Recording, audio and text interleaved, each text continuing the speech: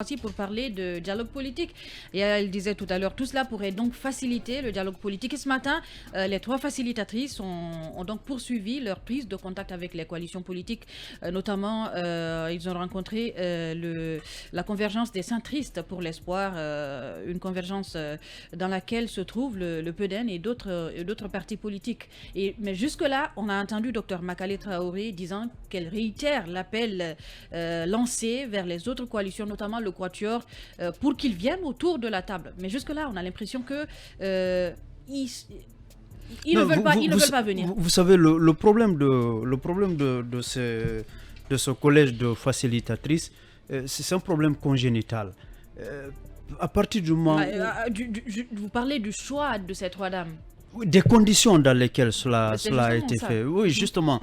Parce que vous savez, j'ai l'impression que soit le CNRD refuse de comprendre, ou il comprend mais fait semblant de ne pas comprendre que le quatuor politique dont on parle refuse qu'on lui dicte les choses dans le cadre de ces concertations, de ces discussions. Et même de la transition. Ils exigent, comme d'ailleurs cela devrait se faire, qu'il y ait une discussion. D'être associés, oui, justement, discussion préalable pour choisir ensemble le schéma à élaborer. Et les personnes qui vont diriger le dialogue. Mais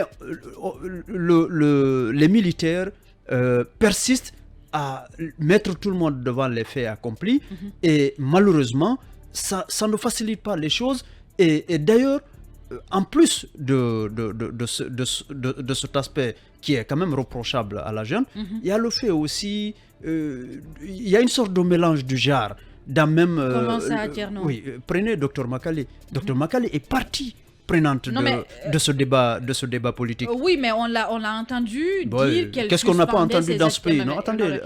On va lui faire confiance. Jusque-là, même les coalitions politiques qui rejettent justement ce dialogue disent qu'elles font confiance à Dr Makale Traoré, parce qu'on le sait. Il faut qu'on arrête de créer le flou, de créer la confusion partout dans ce pays. Est-ce que ça veut dire que vous n'êtes pas d'accord avec le choix de Dr Makale Traoré? Ben non, pas du tout. Elle n'a rien à faire là. Elle a choisi, et librement, d'être actrice politique. Donc, à partir de ce moment-là, où elle décide de suspendre ses activités, justement non, elle ne l'a pas décidé. C'est après.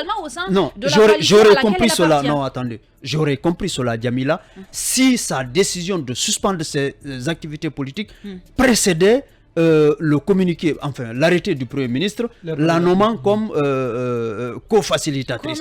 Mais à partir du moment où c'est l'arrêté qui précède, moi je considère que... ça veut dire que c'est du tape à l'œil, à votre avis? En tout cas non, moi je ne comprends pas cela. Dr Makale, en tout cas jusque-là, elle m'a paru être quelqu'un à qui on ne dicte pas les choses, qui mûrit... Une raison pour laquelle on veut le faire confiance. Justement non.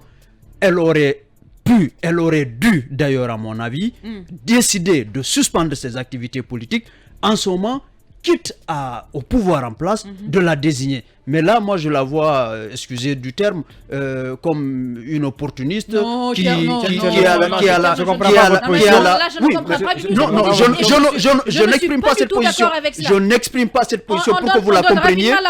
Mais je finis après vous. Là, on est talonné par... Non. Vous me laissez conclure. En 10 secondes, alors, je serai obligé de donner la parole à Alpha. Je disais que Dr Makale, moi, je la vois comme quelqu'un qui est à la recherche d'une tribune.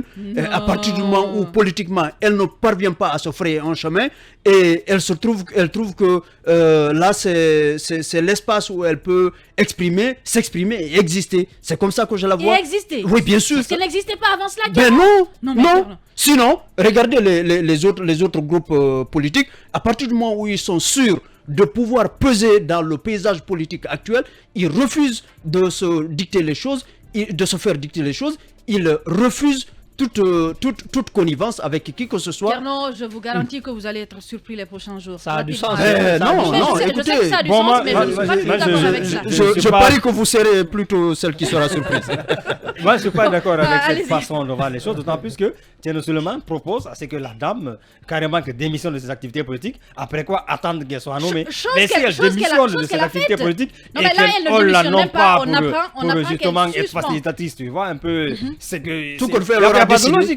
Elle aura décidé. Pour faire quoi? Pour assumer. Pour faire quoi après? Elle fait ce qu'elle veut là. Non mais attendez, et ça marche pas comme ça. C'est trop facile ça, Thierno Souleymane. Écoutez, la politique ne doit pas être un tremplin. L'activité politique ne doit pas être un tremplin pour les chômeurs. C'est-à-dire qu'on décide d'aller en politique, on connaît cette dame, elle a souvent prouvé qu'elle a le franc-parler, le langage facile. Lui-même, il l'a dit tout à l'heure. Lui-même, il l'a dit, il y a une sorte de contradiction. Il y a une sorte de contradiction. Il y a bien de la contradiction. Donc moi, je pense que le choix de la dame ne pose pas problème. Mais plutôt, il y a un manque de volonté de la part de ce quatuor qui a envie à tout prix quand même de c'est pas mal de tirer les choses en longueur et ça fait pas la peine. Il a des revendications.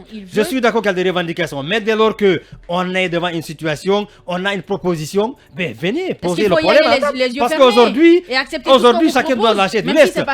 Ils ont leurs hommes qui sont détenus. Ils seront obligés de lâcher du lest. Tout comme ils ont des revendications, la junte aussi sera obligée de lâcher du lest. Voilà pourquoi c'est parti pour que chacun un petit peu fasse violence sur soi-même pour que l'on vienne autour de la table. Mais l'on veut dire voilà, nous restons de côté à tout le temps. Ben il y a un manque de volonté et c'est pas la peine. La Guinée ne se résume pas seulement qu'à ces politiciens-là. Il faut passer au progrès, il faut passer au développement. Mais ils sont en train de prendre en otage. Ils sont en train de prendre en otage les Guinéens. Ils prennent en otage la Guinée.